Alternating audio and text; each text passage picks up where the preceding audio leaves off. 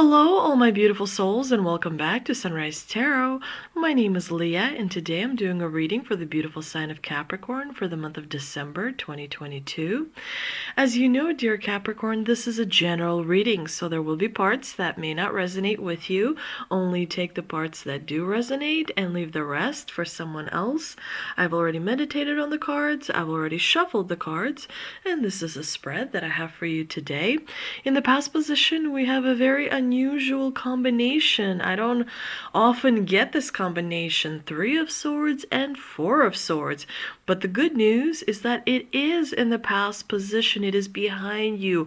You have overcome successfully the pain. You've jumped over that hurdle, and it is behind you. Right now, I think you are going to be focusing on healing and forgiveness.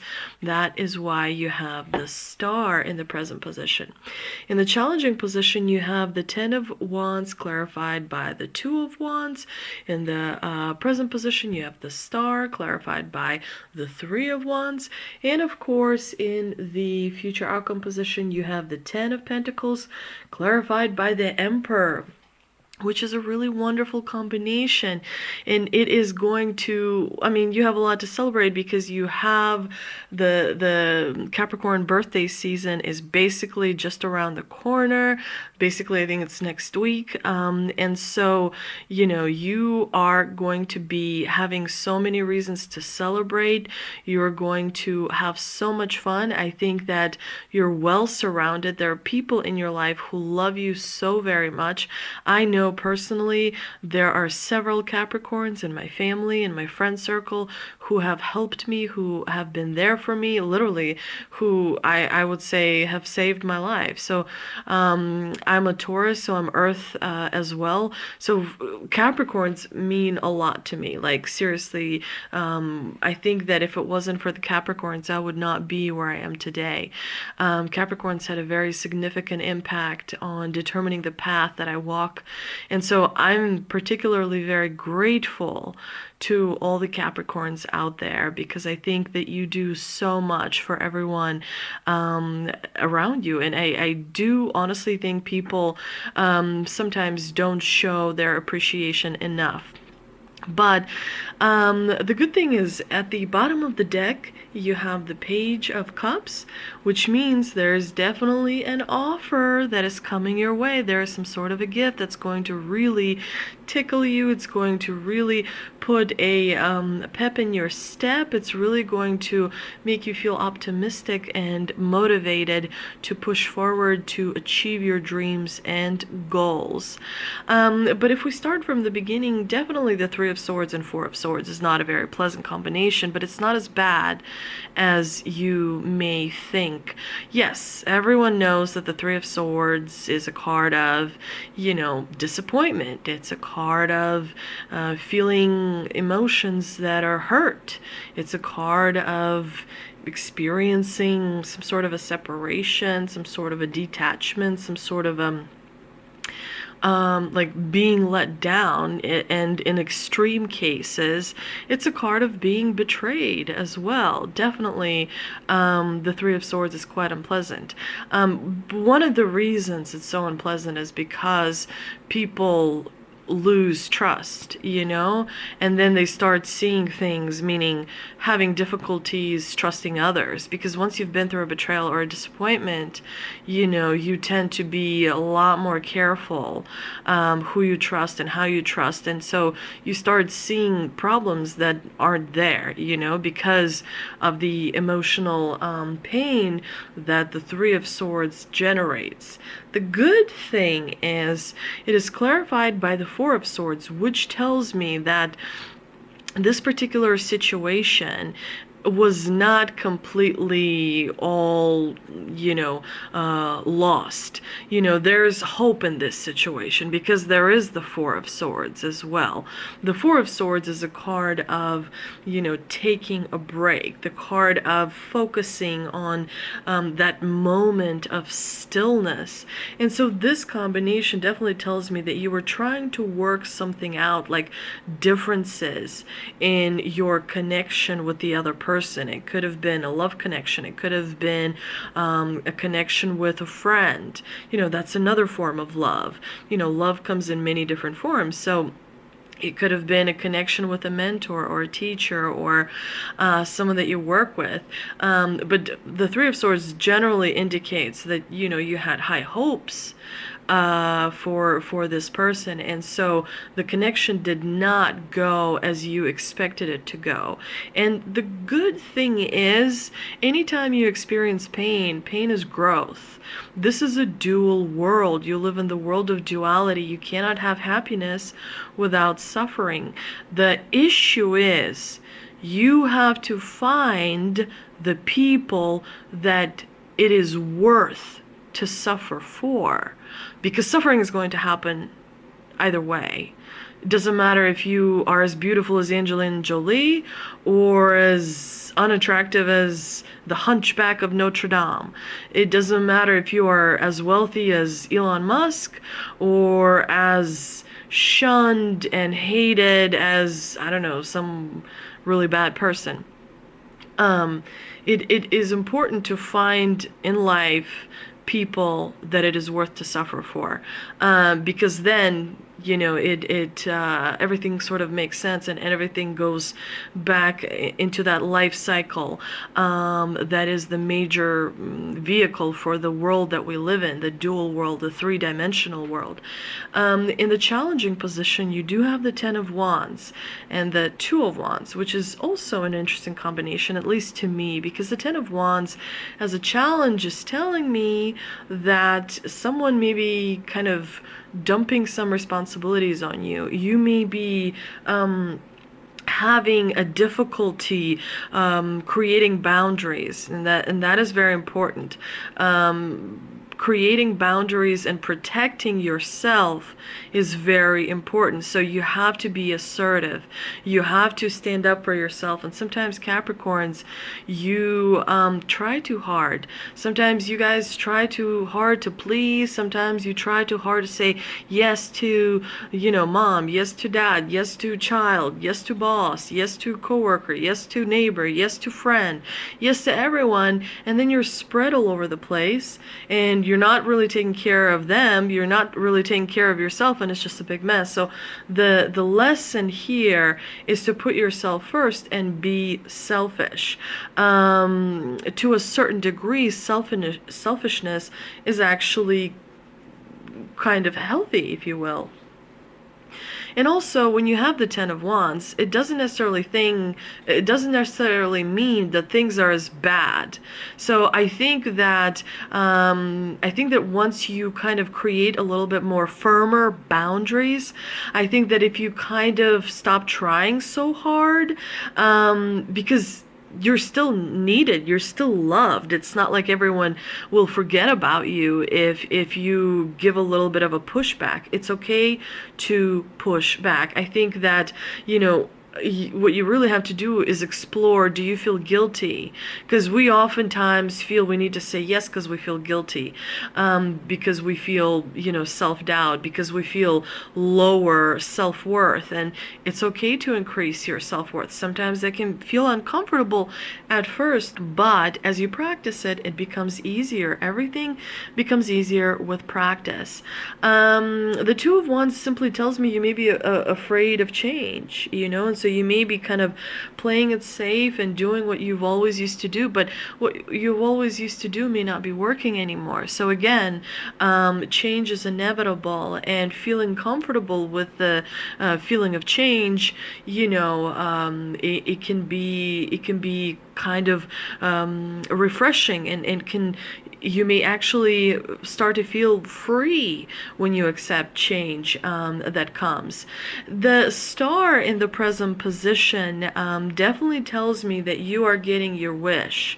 So you should be smiling from ear to ear, because wonderful things are going to be happening as soon as your birthday season starts.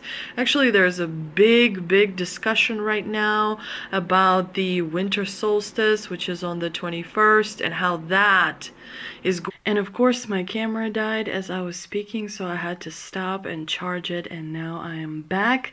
And I believe I was talking about the solstice. This Capricorn solstice is basically setting up 2023. There's a big discussion amongst various astrologers, you know, how incredible this year is going to be. This Capricorn solstice on the 21st is going to be definitely a beginning of the immense year of change. And this 2023, if we are to trust the astrologers, is going to be a much clearer year when it comes to endings and beginnings. Remember that you are constantly evolving, which means you're constantly healing, which means you're constantly having beginnings in various aspects of your life. The old structures are going to be falling away even more than they have been in 2022. And the way of thinking that kept the old hierarchy of things in place is going to basically collapse more and more rapidly in 2023. And so basically you have to be aware that there is an individual timeline and a collective timeline. And so basically you have two choices. You can either choose fear as you go through 2023, or you can choose love. People that hold on to the past will most likely choose fear, because the past means comfort, because, you know, the past explains to you how things are. Whereas when you go into the new unknown territory, you know, it's can be daunting for people who haven't mastered and adapted to change. And basically we all self-select our own frequency. You know, the biggest thing is to watch out for diversion. I don't know if many of you have seen the movie Matrix Resurrection, but there was one scene where Neo was sitting with the captain. I think her name is Niobe. She was played by Jada Pinkett Smith.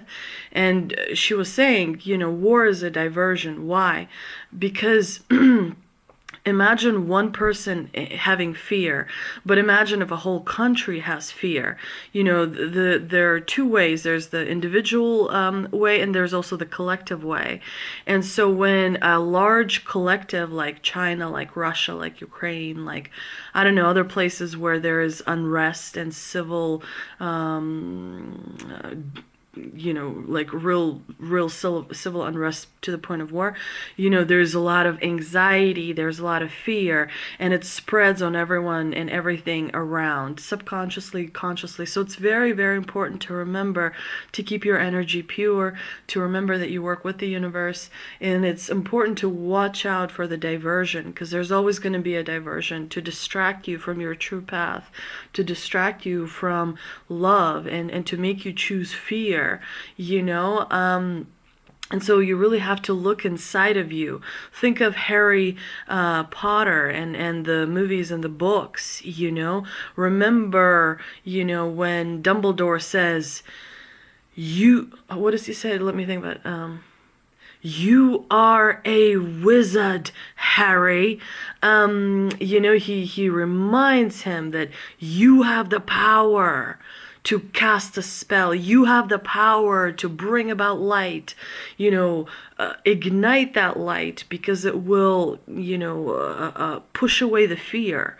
You know, it will make you, help you find that moment of stillness. It will help you move forward down the path that you're supposed to, you know, move forward. But generally, you know, with the 10 of Wands here, which is a card of burden, you know, it's important to remember when you go through growth, you know, which sometimes can be quite painful, you then have a reward. You then have a wish granted.